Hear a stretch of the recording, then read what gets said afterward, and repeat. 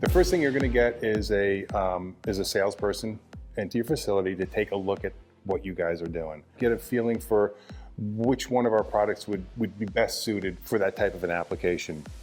From that point, we really ask for a lot of information. We do really enjoy getting models of all the parts that we're supposed to be putting together, screw prints and samples. The prints should have tolerancing on them, because that's really, really important that we actually take a look at these jobs very critically from the very, very beginning so that we're actually quoting the correct solution. You send all that information through the sales channel and it goes to our inside sales team. First of all, most of them came from the test and build area, so they're extremely conversant with the equipment already, which helps a lot. One of our engineers works just in the sales department. And what he does is he actually models up the exact solution, what it's going to look like in real life if you were to buy it, and he crops our equipment onto your part, and you get a file back from us with our equipment on your part. And you'll get a quotation, and a lot of times that will be accompanied with a model, a SolidWorks model of our equipment, so you can see what it looks like.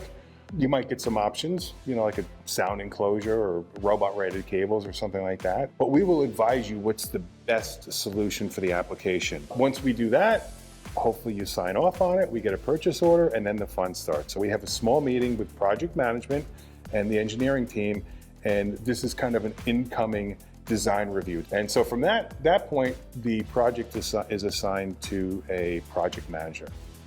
And our project managers are awesome. They also know a lot about the equipment, and they tie all this together as it goes through the process here in North Carolina.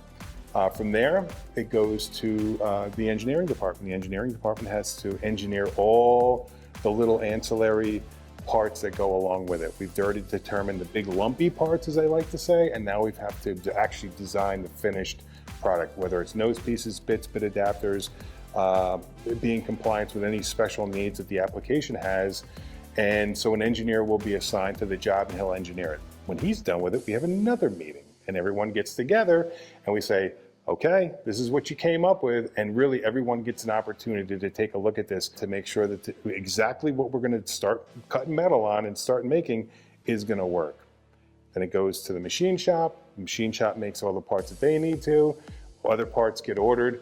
Everything goes to the test and build area, our assembly department. They put the equipment together and they test it and they test it and they test it exactly the way you're going to use it, or as close as we can get with the information that we get from the customer. And the reason we do that is we don't want any surprises when the customer gets it and they're using it differently than the way we tested it.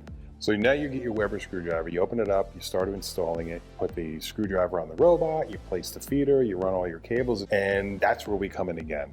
We have a service called Startup Assistance. And startup assistance happens once you have everything mounted and kind of roughed out and you're starting the robot up and you got your parts and you're starting to run screws. That's the day we come in. And what we do is we send a joining expert in there.